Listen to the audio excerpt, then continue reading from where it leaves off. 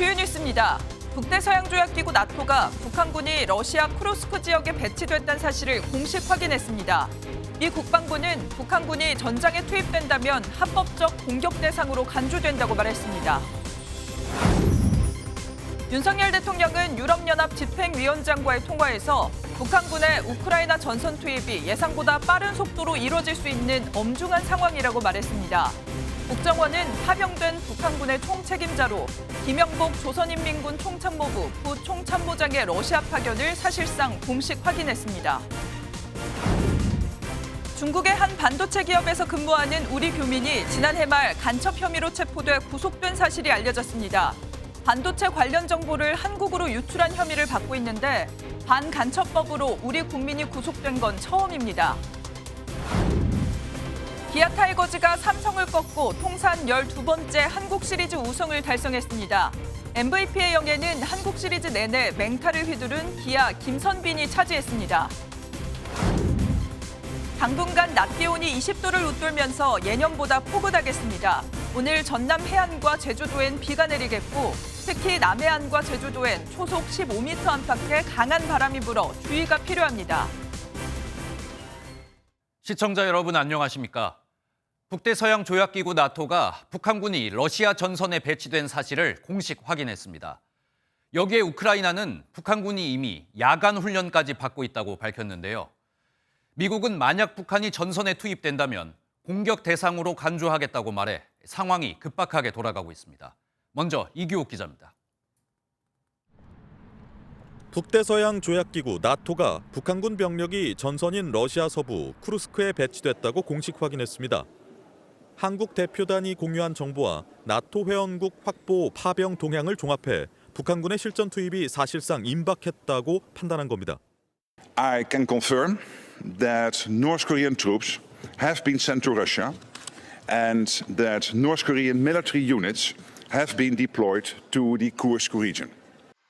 우크라이나 당국은 북한군이 쿠르스크에 도착했을 뿐 아니라 이미 야간 훈련을 받고 있는 중이라고 밝혔습니다.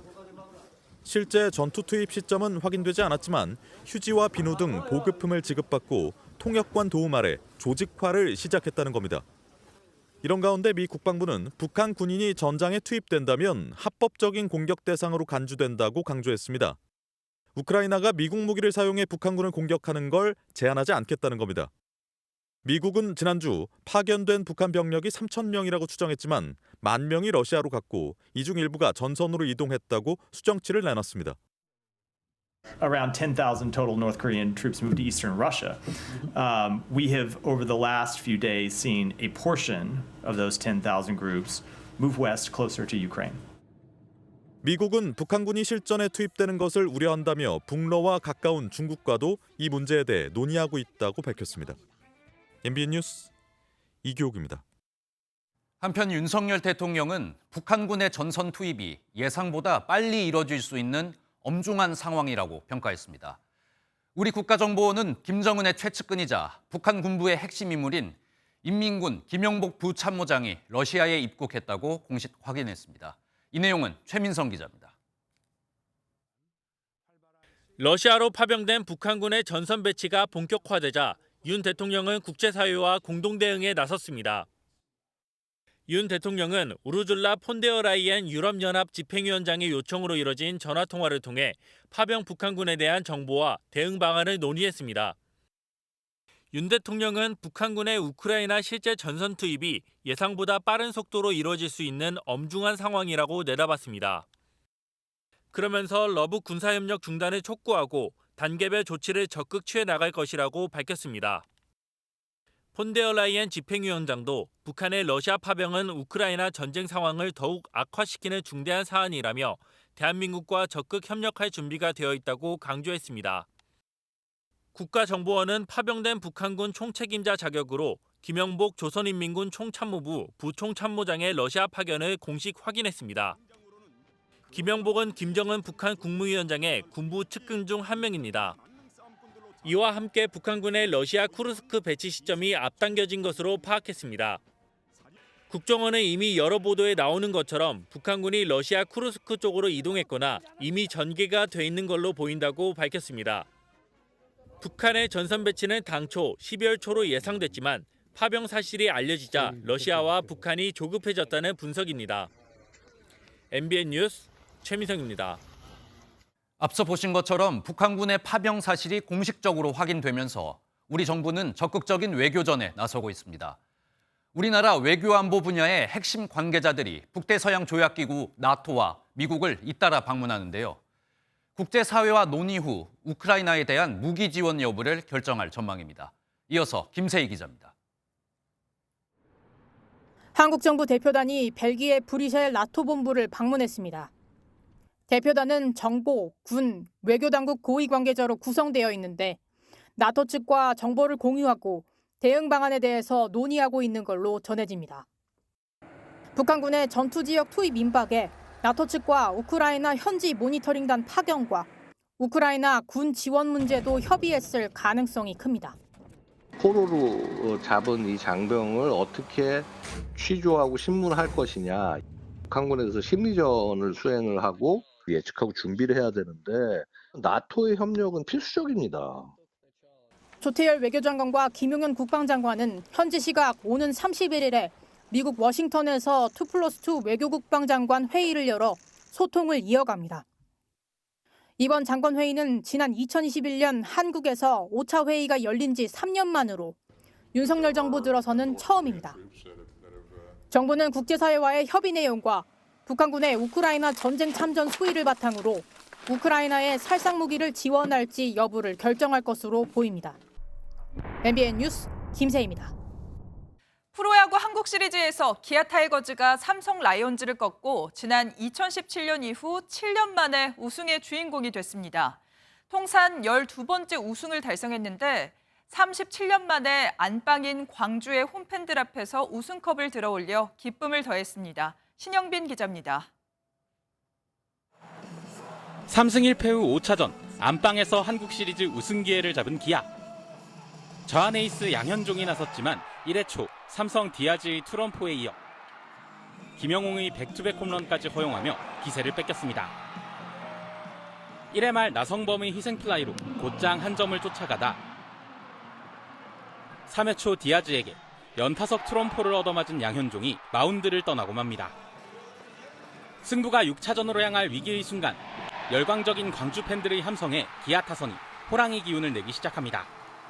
최영호가 3회 말 1타점 적시타에 이어 5회 말 솔로포까지 터뜨리며 경기를 2점 차까지 좁히더니 이어지는 만루 찬스에서 삼성 투수 김윤수의 폭투로 2점을 내 동점을 만들기까지. 분위기를 탄 기아는 6회 말 김태군의 내야 안타로 승부를 뒤집었고 8회 말 박찬호가 쐐기를 박는 적시 2루타까지 터뜨리며 12번째 한국 시리즈 우승을 달성했습니다. 김종국 감독이 뇌물수수 혐의로 경질되는 최악의 위기 속 기아의 지휘봉을 잡은 이범호 감독은 형님 리더십으로 팀을 이끌었습니다.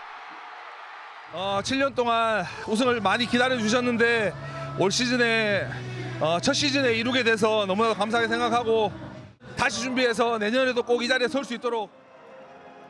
7년 만에 한국 시리즈 우승 트로피를 들어올린 호랑이 군단의 포효와 함께 프로야구는 8개월 동안 이어진 대장정의 막을 내렸습니다.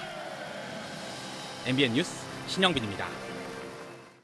오늘 하루 중요한 일정을 소개해드리는 굿모닝 오늘입니다. 어떤 일정이 있는지 함께 살펴보겠습니다. 국회는 오늘 기획재정위원회와 정보위원회 등 두 곳에서 국정감사를 진행합니다. 특히 국정원을 상대로 하는 정보위 국감에선 최근 북한의 러시아 파병과 수미테리 미국 외교협회 선임연구원 기소 대응 등이 다뤄질 걸로 보입니다. 국민의힘과 정부가 올해 정기국회에서 처리할 민생 입법과제를 점검하는 협의회를 엽니다. 당정은 미래 먹거리 산업 등 민생 경제 살리기 방안과 저출생 고령화 문제 등 5대 민생 입법과제를 집중 논의합니다. 마약류를 상습 투약한 혐의로 1심에서 법정 구속된 배우 유아인 씨의 항소심 재판이 오늘부터 시작됩니다. 유 씨는 180차례에 걸쳐 의료용 프로포폴 등을 상습 투약한 혐의 등으로 기소됐고 1심에서 징역 1년, 벌금 200만 원을 선고받았습니다. 지금까지 굿모닝 오늘이었습니다. 임신 36주에 아기를 낙태하는 영상을 찍어 유튜브에 올린 이른바 36주 낙태 사건으로 우리 사회가 큰 충격에 빠졌었죠. 병원장은 태아가 이미 사망한 상태였다며 살인죄를 부인하고 있는데 경찰은 당시 아기가 살아있었을 가능성이 높은 것으로 보고 있습니다.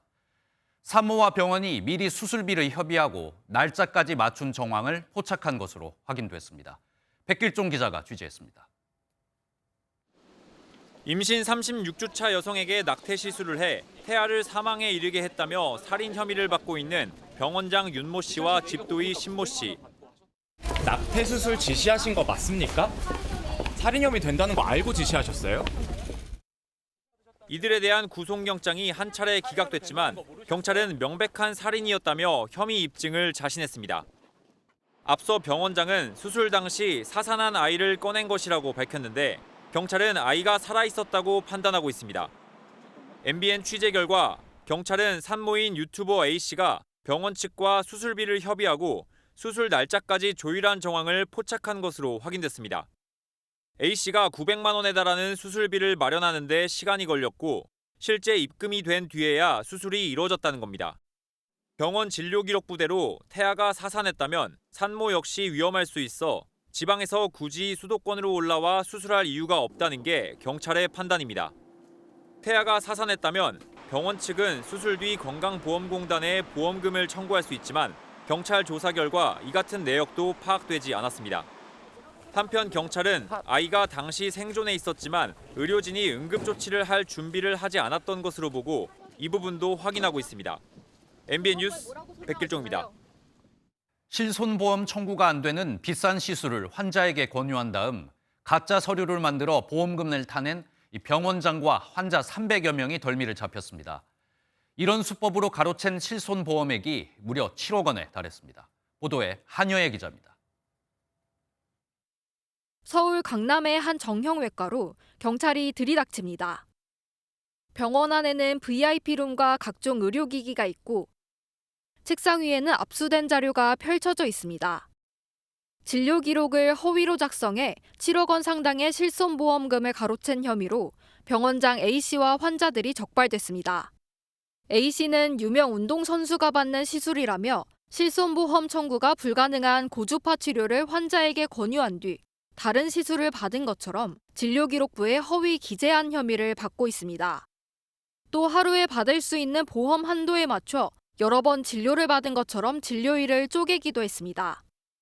지난해 2월부터 1년 4개월간 21개 보험사로부터 가로챈 금액만 약 7억 원에 달하는 것으로 드러났습니다. 무면허로 피부재생 등 미용 시술을 한 혐의로 A씨의 아내 부원장 B씨도 추가로 입건됐습니다. 이들은 인터넷을 통해 최고급 의료 장비를 갖추고 유명기업 회장의 주치의를 맡았다고 홍보해 환자를 끌어들인 것으로 조사됐습니다. 스스로도 치료를 받지 않는 날 영수증을 청구한다는 건 알고 있기 때문에 보험사의 공범이 될 수 있어 특히 주의할 필요가 있습니다. 경찰은 조만간 A씨 등 322명을 불구속 송치하고 실손보험 사기 단속을 강화할 방침입니다. MBN 뉴스 한여입니다. 주로 불면증 치료에 사용되는 약물인 졸피뎀은 조금만 복용해도 정신이 몽롱해질 만큼 효과가 아주 강력하다고 합니다. 그래서 이 성분이 들어간 수면제는 처방을 할 때 신중해야 하는데요. 그런데 단 30초 만에 20알을 처방하는 곳도 있다고 합니다. 저희 취재진이 직접 처방을 받아봤는데 이래도 되나 싶을 정도로 구하기가 쉬웠다고 합니다. 안정모 기자입니다. 마약류 의약품으로 분류되는 졸피뎀은 뇌를 진정시키는 특징 때문에 수면제로 사용됩니다. 의존성이 강하고 복용한 뒤의 행동을 기억하지 못하는 등의 부작용이 있을 수 있어 투약에 각별한 주의가 필요합니다. 그런데 이러한 졸피뎀 성분이 들어간 수면제가 병원에서 아주 쉽게 처방되고 있습니다. 직접 병원을 찾아 잠을 잘 못 잔다고 했더니 불과 30초 만에 20일치 처방이 가능하다고 말합니다.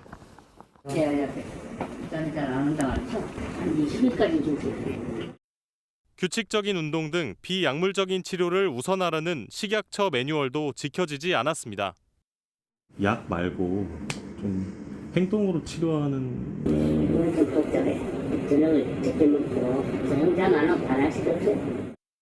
다른 병원들도 상황은 비슷했습니다. 잘못된 거죠. 네. 일주일 먹어보고 계속 이게 의존되고 중독되면 정신감각이 되셨어요.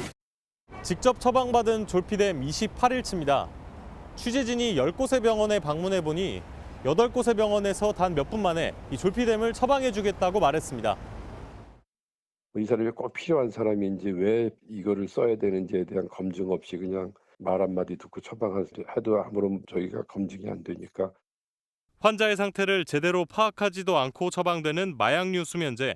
남발되지 않도록 의료기관에 대한 보다 철저한 관리 감독이 필요해 보입니다. MBN 뉴스 안정모입니다.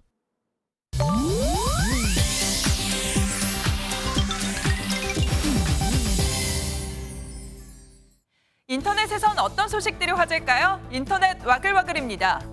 한평군의 대표 상징물인 황금박쥐상의 가격이 제작 당시보다 10배가 오른 것으로 나타났습니다. 황금박쥐상은 2008년 제작 당시 금값 27억 원이 소요됐는데 16년이 지난 이달 26일 구매 기준으로 몸값이 약 230억 원으로 추산되고 있습니다. 천연기념물이자 멸종위기 1급인 황금박쥐 162마리가 한평에서 발견된 걸 기념하기 위해 만든 황금박쥐상은 제작 당시엔 혈세 낭비란 지적이 이어졌는데요. 하지만 금값이 꾸준히 상승하면서 무려 10배 수익을 눈앞에 둔 상황이 되자 테슬라 뺨치는 성공한 투자란 반응이 나오고 있다고 하네요. 아동 성범죄자 조두순이 경기 안산시 주택에서 인근으로 이사한 사실이 알려졌습니다. 경찰은 지난 23일 오전 법무부로부터 조두순의 거주지 이전 사실을 통보받았다고 밝혔는데요. 새로운 집은 이전의 주거지에서 약 2km가량 떨어져 있는 곳으로 월세 계약 만료를 앞두고 지난 25일 이사를 마친 것으로 확인됐습니다. 이에 따라 경찰은 조두순의 새로운 주거지 근처에 상시 순찰차를 배치하고 해당 지점에 경력을 추가 투입한 상태로 알려졌는데요. 또 기존 거주지 근처에 있던 특별치안센터도 조만간 조두순의 새로운 주거지 근처로 옮기는 방안을 검토 중입니다.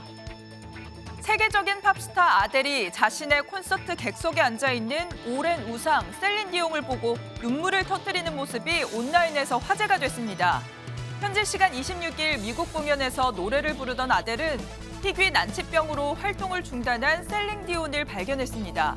아델은 마이크를 쥔 채로 무대를 벗어나 객석을 향해 걸어갔는데요. 두 사람은 한동안 부둥켜 안은 채 눈물을 흘렸고 객석에선 환호와 응원이 쏟아졌습니다. 해당 영상은 SNS에 올라온 지 하루도 되지 않아 300만 회 가까이 조회됐고 누리꾼들은 두 전설이 만났다, 나도 눈물이 났다며 뜨거운 반응을 보이고 있습니다. 인터넷 와글와글이었습니다. 정치권 소식입니다. 우리 정치권은 한 목소리로 북한의 러시아 파병을 규탄했지만 이 책임과 대응을 놓곤 공방을 벌이고 있습니다. 민주당은 윤석열 정부가 전쟁 위기를 조장하고 있다며 전쟁 참관단 파견은 안 된다 비판했는데요. 국민의힘은 북한에 대한 민주당의 진짜 입장은 무엇이냐며 안보 상황을 이용한 탄핵 공세를 멈추라고 맞받았습니다. 표선우 기자입니다. 북한의 러시아 파병을 놓고 여야는 한 목소리로 북한의 참전을 규탄했습니다. 하지만 민주당은 나아가 우리 정부 움직임에 대한 우려도 보탰습니다. 일각에서 제기된 국정원의 북한군 포로 신문조나 참관단 파견은 물론 우크라이나 무기 지원은 한반도 위기를 가져올 수 있다고 꼬집었습니다. 전쟁을 획책하려는 거 아니냐는 그런 의심들이 생겨나고 있는데 지금 하는 행동들을 보면 전혀 근거 없는 억측으로 보여지지가 않습니다. 여권을 중심으로 민주당이 북한 규탄은 소극적이라는 비판에 북한 전투병의 러시아 파병 철군과 한반도 평화 안정 촉구 결의안을 발의하겠다고 밝히면서도 정부가 정치적 어려움을 타개하기 위해 대외적 위기를 활용해선 안 된다고 강조했습니다. 국민의힘은 민주당이 안보까지 대통령 탄핵 공세 일환으로 삼는 것 아니냐면서 속내를 드러내라고 맞받았습니다. 그러면서 북한의 참전에 대한 민주당의 명확한 입장이 뭐냐고도 따져 물었습니다. 이해합니다. 야당이니까 그럴 수 있어요. 그런데 이건 답해 주십시오. 북한의 참전에 대한 더불어민주당의 진짜 입장은 무엇입니까? 북한의 우크라이나전 실전 투입이 임박했다는 관측이 나오면서 우리 정부 대응은 여야 공방의 또 다른 쟁점이 될 예정입니다. MBN 뉴스 표선우입니다. 한편 국민의힘은 빠르면 다음 주 특별감찰관 문제를 논의할 의원총회를 앞두고 있습니다. 하지만 의원총회를 앞두고 당 내부에선 계파 갈등이 계속되고 있는데요. 한동훈 대표와 추경호 원내대표는 확전을 자제하고 있지만 이번엔 최고위원들이 나서 대리전을 펼치고 있습니다. 여당 소식 유호정 기자가 자세히 전하겠습니다. 공개 충돌 닷새 만에 나란히 회의에 참석한 한동훈 대표와 추경호 원내대표는 관련 언급을 삼가며 신중한 태도를 보였습니다. 다만 최고위원 간 신경전은 이어졌습니다. 친한계 김종혁 최고위원은 공개 의원총회를 통한 표결을 제안했습니다. 만약에 의총이 열린다면 공개 의총을 통해 토론과 표결이 이루어지기를 기대합니다. 대통령이나 대통령 부인이 당보다 우선시되거나 앞설 수는 없습니다. 나아가 당원 의견 수렴 필요성까지 언급했는데 여론은 특별감찰관 찬성으로 기울었다는 판단으로 보입니다. 친윤계 인효한 최고위원은 스스로 파괴하는 것을 피해야 한다며 화합과 단결을 강조했습니다. 이견과 의견을 교환하는 데 있어서는 좀 조용하게 문을 닫고 너무 남한테 알리지 않고 스스로 파괴하는 건 좀 피해야 될 것 같습니다. 양쪽 모두 표결이 최선은 아니지만 피하진 않겠다는 입장인데 여권에선 물밑 협의를 촉구하는 목소리도 적지 않습니다. 정책 사안을 가지고 이 총에서 표결을 한 적이 거의 없어요. 만약에 표결을 하게 된다면은 분열의 시초가 됩니다. 원 공멸로 가는 단초를 제공하니까 안 된다는. 이르면 다음 주 의총을 앞두고 한 대표와 추 원내대표가 만나 물밑 대화에 나설 수 있다는 관측도 나옵니다. MBN 뉴스 유호정입니다. 대통령실은 국민의힘 한동훈 대표가 요구하고 있는 특별감찰관과 김건희 여사 문제에 대한 해법을 두고 당의 의견을 경청하겠지만 국정 운영의 방향을 정하는 건 대통령실이라고 밝혔습니다. 민심의 귀를 열고 필요한 조치를 취하겠다면서도 북한군 파병 문제 같은 엄중한 정세 속에 지금 한동훈 대표의 요구는 시일을 다투는 게 아니라고 설명했습니다. 이기종 기자입니다. 지난 22일 부산을 찾은 윤석열 대통령은 돌을 던져도 맞고 가겠다고 말했습니다.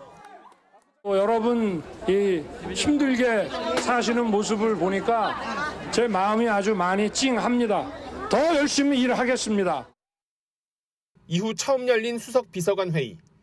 윤 대통령은 연금, 의료, 교육, 노동 등 4대 개혁이 민생이라며 연내에 가시적 성과를 내라고 당부했습니다. 이와 관련해 대통령실은 국정감사 기간 민생과 무관한 정쟁에 개혁 추진이 가려졌다고 지적했습니다. 대통령실 고위 관계자는 윤 대통령이 국정 운영의 키를 쥐고 가겠다는 강한 의지를 보인 것이라고 설명했습니다. 그러면서 한동훈 대표가 다음 달 15일까지 김건희 여사 문제를 정리해야 한다고 밝힌 걸 두고는 시일을 다투는 일은 아니라고 밝혔습니다. 4대 개혁은 물론 북한군 파병과 미 대선 등 엄중한 안보 정세가 있다는 걸 고려해야 한다며 한 대표의 시간표일 뿐이라는 겁니다. 그러면서 민심에 귀를 기울이며 필요한 조치는 해 나갈 것이라고 밝혔습니다. 대통령실은 제2부속실 출범과 함께 김 여사의 사과 등을 포함해 다양한 방안을 논의하고 있는 것으로 알려졌는데 그 시점을 정치공학적 시간표에 따라 서두르지는 않겠다는 뜻으로 풀이됩니다. MBN 뉴스 이기종입니다. 대통령실과 국민의힘의 신경전이 벌어지는 사이 민주당을 중심으로 한 야권의 공세는 더 거세지고 있습니다. 더불어민주당은 다음 달 본회의에서 김건희 여사 특검법과 상설특검, 국정조사까지 전부 처리하겠다며 당력을 집중하는 모습인데요. 조국 혁신당도 탄핵 소추안 작성에 돌입했다고 밝혔습니다. 야권 소식은 서영수 기자입니다. 민주당은 지도부 회의에서 명태균 씨를 둘러싼 의혹을 정도준했습니다. 연일 쌓여가는 의혹을 풀려면 특별감찰관 도입이 아니라 김건희 여사 특검법이 필요하다고 압박한 겁니다. 윤석열 정권이 얼마나 무대책, 무책임, 무능한지 증명되고 있습니다. 특히 국정을 둘러싸고 주술사니 영적 대화 같은 말들이 흘러나오고 있습니다. 국정감사가 마무리에 접어들면서 김 여사를 겨냥한 본격적인 입법 공세도 재개했습니다. 운영위 소위에서는 상설특검 후보 추천위원회를 구성할 때 여당의 추천권을 배제하는 내용의 규칙 개정안을 야당 단독으로 통과시켰습니다. 오는 31일 운영위 전체 회의에서 통과시킨 뒤 다음 달 14일 본회의 때 김 여사 특검법, 최혜병 국정조사와 함께 처리한다는 게 민주당의 계획인데 여당은 크게 반발했습니다. 국회에 무소불위 권력을 셀프로 부여해 마치 국회 내에 짝퉁 민주당 정부를 만들려고 하고 있습니다. 다음 달 2일 지도부가 총출동하는 장외투쟁도 시작합니다. 여론전을 통한 압박으로 최근 균열 양상을 보이는 여권에서 8표 이상의 이탈표를 이끌어내겠다는 전략입니다. 취임 100일을 맞은 조국혁신당 조국 대표도 힘을 보탰습니다. 망국적인 윤석열 김건희 공동정권을 향해 돌을 던지겠습니다. 동시에 윤석열 김건희 공동정권 종식 이후를 준비하겠습니다. 지난 주말 이미 탄핵 집회를 연 조 대표는 탄핵 소추안 작성도 시작했다며 조만간 공개하겠다고 예고하기도 했습니다. MBN 뉴스 서영수입니다. 99억 원 상당의 가상자산으로 얻은 투자 수익을 숨기기 위해 국회에 허위로 재산 신고를 한 혐의를 받고 있는 민주당 김남국 전 국회의원이 재판에 넘겨졌습니다. 김남국 전 의원은 공소 사실을 전면 부인한다고 밝혔는데 앞으로 검찰과의 치열한 공방이 예상됩니다. 보도에 전민석 기자입니다. 김남국 전 더불어민주당 의원은 국회의원 재산 신고를 허위로 작성해 공무 집행을 방해한 혐의로 지난 8월 기소됐습니다. 변호사 배지를 달고 어제 열린 첫 재판에 출석한 김 전 의원은 검찰의 무리한 수사라며 공소 사실을 전부 부인했습니다. 공무원의 직무를 방해하려는 의도나 고의성이 전혀 없었다라는 말씀을 다시 강조해서 말씀드리고 싶습니다. 김 전 의원은 현직 국회의원이었던 지난 2021년 코인 투자로 99억 원의 수익을 올렸습니다. 검찰은 김 전 의원이 9억 5천만 원만 은행 계좌에 이체하고 나머지 89억 5천만 원은 전에 코인을 사서 신고를 고의로 누락한 것으로 보고 있습니다. 김 전 의원이 사실과 다르게 전년 대비 8천만 원만 재산이 증가했다며 12억 6천만 원만 보유재산으로 신고했던 겁니다. 검찰은 김 전 의원이 다음 해에도 가상자산 예치금 9억 9천만 원을 전부 코인으로 사들여 재산 신고를 누락한 것으로 판단하고 있습니다. 반면 김 전 의원 측은 신고 의무 대상이 아니던 코인 예치금을 신고 누락했다는 이유로 기소하는 건 무리라고 주장했습니다. 김남국 전 의원과 검찰의 주장이 엇갈리는 가운데 양측은 코인 수익 신고 누락이 범죄에 해당하는지를 두고 치열하게 맞붙을 전망입니다. MBN 뉴스 전민석입니다. 미국 대선 소식입니다. 이번 미국 대통령 선거에서 해리스와 트럼프 두 후보가 가장 공을 들이고 있는 곳은 최대 격전지로 꼽히는 펜실베이니아입니다. 경합주 중에서도 가장 많은 19명의 선거인단이 걸려 있어서 이곳을 잡는 후보가 대통령이 될 거란 분석이 나오고 있는데요. 강영구 특파원이 펜실베이니아 사전투표 현장에 나가 직접 취재했습니다. 펜실베이니아의 한 작은 도시에 요란한 소리와 함께 트럼프 후보 유세 차량이 줄지어 들어옵니다. 이곳은 시일가스 시추와 운송으로 생계를 이어가는 펜실베이니아의 대표적인 도시입니다. 한눈에 봐도 이곳에 모인 트럼프 지지자들은 백인 남성 노동자 계층임을 짐작할 수 있습니다. That's why the shale gas is important, and it has kept natural gas prices reasonable for the average American. So which candidate do you support in this election? Well, there's only one to support when it comes to energy, and that's Donald Trump. 이번에는 펜실베이니아에서도 매우 특별한 지역, 노샘프턴 카운티의 사전투표장을 찾았습니다. 역대 미국 대선 때마다 노샘프턴 카운티의 투표 결과는 놀랍도록 당선자와 일치해 이른바 대선 결과를 예측하는 쪽집게 지역으로 통합니다. 사전투표를 마치고 온 유권자들에게 제가 직접 지지 후보를 물어보겠습니다. Harris. Kamala Harris for president. Kamala Harris. Kamala Harris. I voted for Harris. Trump. I can't. It's a secret. If possible, I'm a Republican. That's private, but I'm a Republican. Trump. I'm not voting for Trump and I'm not voting for Harris. I'm voting Libertarian. I'm voting for Trump. 무작위로 사전투표장에서 물어본 결과 해리스 후보 5명, 트럼프 후보 5명, 그리고 제3의 후보가 1명으로 나왔습니다. 특이한 점은 투표한 후보 공개를 꺼리면서도 우회적으로 지지 정당을 물어보면 공화당이라는 유권자가 2명이나 있어 여론조사에 드러나지 않는 이른바 샤이 트럼프 가능성도 감지됩니다. 후보별 지지 이유도 명확했습니다. Yes, because I agree with her policies, and I think Donald Trump is a danger to our democracy.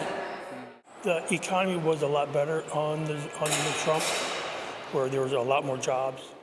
Prices were down, gas prices were down. Everything is sky high. 이곳 펜실베니아는 반드시 지켜내야 하는 해리스 후보와 이곳을 탈환하면 승리가 예상되는 트럼프 후보 간의 숨막히는 접전이 대선 날까지 이어질 전망입니다. 펜실베니아에서 MBN 뉴스 강영구입니다. 대표적인 커피 프랜차이즈 기업인 스타벅스의 직원들이 3년 만에 다시 트럭 시위를 시작했습니다. 시위에 나선 직원들은 회사가 제대로 경영을 못하고 있고 인력도 감축해 고객 혜택까지 줄이고 있다고 주장했는데요. 다음 달엔 스타벅스의 가격 인상까지 예정돼 있습니다. 스타벅스에서 어떤 일이 벌어지고 있는 건지 정예린 기자가 취재했습니다. 한국 스타벅스의 상징적인 매장, 이대 1호점 앞을 트럭 한 대가 지나갑니다. 스타벅스 직원들이 익명 모금으로 운영하는 시위 트럭입니다. 전광판엔 무능력한 탁상 행정, 비효율적 인력 절감 등이 적혀 있는데 이 같은 방법으로 수익성만 쫓는다는 주장입니다. 스타벅스 매장 수는 지난 3년 동안 18% 많아졌지만 파트너 수는 13% 느는 데 그쳐 상대적으로 직원 수가 줄었다는 비판입니다. 특히 올해 25주년을 맞아 잦은 이벤트가 지속되면서 직원 업무 강도는 높아지는데 월급은 변함없다는 비판도 나옵니다. 처음 입사한 바리스타의 시급은 1,800원인데 연장 근무까지 포함해도 월급이 200만 원에도 못 미치는 수준입니다. 비용 절감을 통한 수익성 개선 기조가 자칫 고객 혜택 축소로 이어질 수 있다는 우려도 나옵니다. 노동 강도 문제도 제기가 되는 것이고 소비자한테도 혜택을 줄인다든가 가격을 올린다든가 영업이익을 무조건 늘리겠다. 그러한 목적으로 스타벅스는 올해 초 저녁 7시 이후 제공하던 반값 식사 메뉴를 폐지했고 다음 달부터는 인기 메뉴를 200원 올리기로 했습니다. 원래 주던 혜택들을 줄이니까 좀 이 브랜드를 이용하고 싶지 않다. 스타벅스의 이 같은 조치는 지난해 2조 9,295억 원의 매출을 기록했지만 영업이익률이 4.8%에 그쳐 수익성에 비상이 걸린 것에 따른 조치로 풀이됩니다.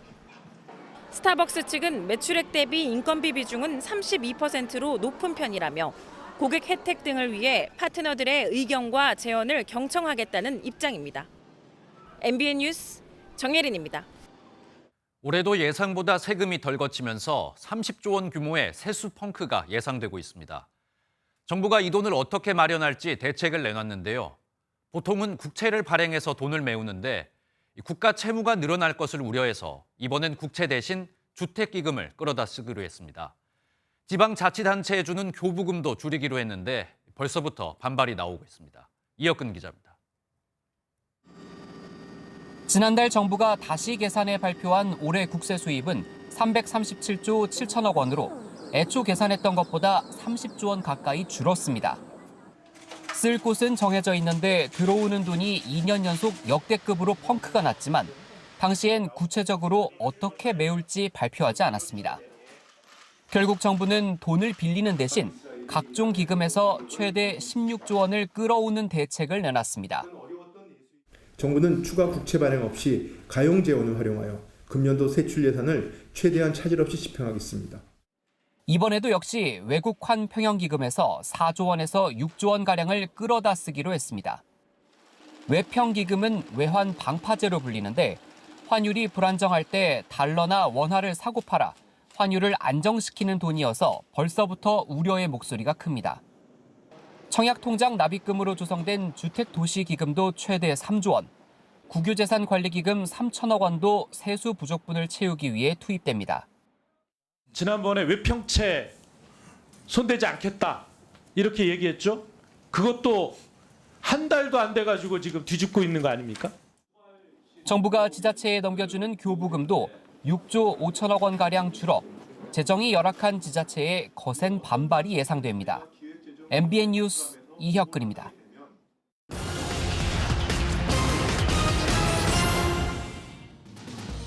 정부가 내일부터 다음 달 8일까지 전국 대형마트와 온라인몰에서 한우 할인 행사를 진행합니다. 한우 1등급 기준으로 등심은 100g에 7,460원 이하, 양지는 3,550원 이하, 불고기와 국거리는 2,670원 이하로 저렴하게 판매하는데요. 농협몰과 온라인 한우 장터에서도 최대 30% 저렴하게 최고급 한우를 구입할 수 있습니다. 정부가 정책 대출을 줄이겠다고 밝히면서 디딤돌 대출액 규모가 작년보다 2배 넘게 증가했습니다. 올해 집행된 디딤돌 버팀목 대출액은 42조 847억 원이었는데 그중 디딤돌 대출액이 22조 3,200억 원으로 지난해보다 14조 원 넘게 늘었습니다. 대출 조이기로 나타난 풍선 효과 등 복합적 요인이 대출 급증으로 이어졌다는 분석입니다. 한 포기에 10,000원까지 올랐던 배추 가격이 최근 하락세로 전환해 6,000원대까지 내려왔습니다. 배추 한 포기 소매 가격은 어제 기준 6,847원으로 직전 조사보다 240원이 떨어졌는데요. 하지만 평년과 비교하면 아직도 40% 높은 수준의 가격을 유지하고 있습니다. 지금까지 굿모닝 경제였습니다.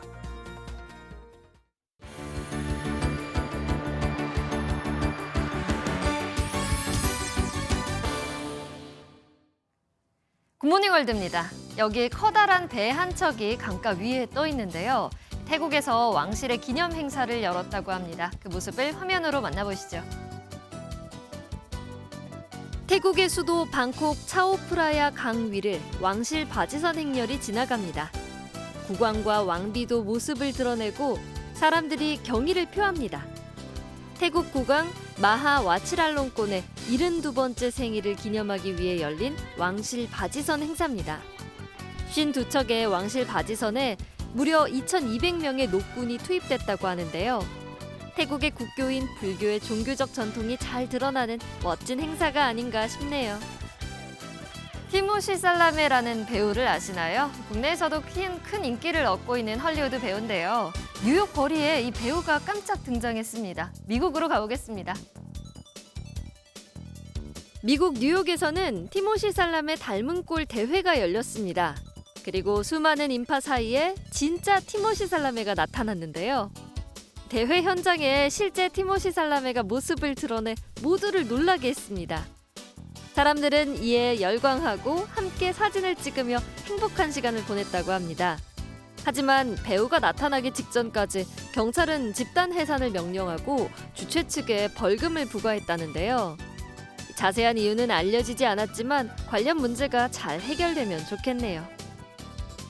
거대한 호박을 다양한 용도로 사용해보자는 취지로 벨기에에서 행사가 열렸습니다. 바로 호박 카약 대회인데요. 영상 함께 보시죠. 거대한 호박 안에 사람들이 타 물 위에서 노를 젓고 있는데요. 2008년부터 연례 행사처럼 진행되고 있는 호박 카약 대회 모습입니다. 호박이 나올 시즌의 정점을 기념하며 여는 행사인데 올해도 300명이 넘는 사람들이 참여할 만큼 인기가 높았습니다. 보트는 300에서 500kg 사이의 호박으로 제작되고 경기 후에는 먹지 않고 내년 수확을 위한 비료 등으로 사용된다고 하네요. 지금까지 굿모닝 월드였습니다. 국제축구협회 인판티노 회장이 우리나라를 찾았습니다. 인판티노 회장은 최근 큰 비판을 받고 있는 우리 축구협회에 큰 잘못이 없다면서 오히려 치켜 세우는 모습을 보였는데요. 축구협회에 대한 국정감사에도 우려의 뜻을 나타냈는데 이번에도 대표팀 감독 선임은 협회의 몫이라며 축구협회의 자율성을 강조했습니다. 최영규 기자입니다. 서울에서 열리는 아시아축구연맹 시상식 참석을 위해 인판티노 국제축구연맹 회장이 7년 만에 한국을 찾았습니다. 문체부의 축구협회 감사 착수 이후 지난달 외부 간섭을 받으면 제재를 받을 수 있다는 공문을 보냈던 인판티노 회장은 다시 한번 자율성을 언급하며 축구협회의 손을 들어줬습니다. KFA to decide, for example, on who the national team coach has to be and all other sporting decisions. I mean, the autonomy of sport is crucial for us. 또 축구협회가 남녀, 유소년 축구 모두 투자하고 발전시키는 등 세계적으로 모범 사례라며 지켜 세웠습니다. Well, as I was saying, for me and for FIFA, the KFA is run exceptionally well. Everything is great. 정몽규 회장에게 천안축구종합센터 진행 상황을 들은 인판티노 회장은 내년 클럽 월드컵에 나서는 울산 HD 김광국 단장도 만나 격려했습니다. 인판티노 회장은 오늘 아시아축구연맹 시상식 이후 내일부터 사흘 동안 열리는 아시아축구연맹 컨퍼런스에도 참석할 예정입니다. MBN 뉴스 최영규입니다. 오늘 아침도 크게 쌀쌀하지 않습니다. 현재 서울의 기온 13.6도로 어제보다 또 평년보다 높게 출발하고 있고요. 한낮에는 18도로 선선하겠습니다. 내일부터 주 후반까지는 낮 기온이 20도를 웃돌며 일교차가 크게 벌어지겠습니다. 오늘도 맑은 하늘을 기대하긴 어렵겠습니다. 전국의 하늘빛이 흐리겠고요. 제주도는 오후까지 최고 20mm의 비가 내리겠습니다. 또 남해안과 제주에는 초속 15m 안팎의 강풍이 예상됩니다. 시설물 관리에 유의하셔야겠습니다. 평년보다 온화한 날씨가 이어지면서 올해는 단풍이 유독 느리게 퍼지고 있습니다. 보통 이맘때가 전국적으로 단풍철이지만 내장산과 한라산 등 일부 남쪽 지역은 단풍이 시작도 안 됐고요. 절정기를 맞이하고 있는 곳은 오대산과 덕유산뿐입니다. 지역별 현재 기온 보겠습니다. 청주 13.3도, 창원은 14.7도 나타내고 있습니다. 낮 기온은 서울 18도, 대전과 광주, 대구 20도, 부산은 23도까지 오르겠습니다. 내일부터 내륙 하늘은 맑게 드러나겠고요. 주 후반에는 남해안과 제주를 중심으로 비가 내릴 전망입니다. 날씨였습니다. 화요일 아침 굿모닝 MBN 마치겠습니다. 저희는 내일 아침에 다시 찾아뵙겠습니다. 오늘도 좋은 하루 보내세요. 고맙습니다.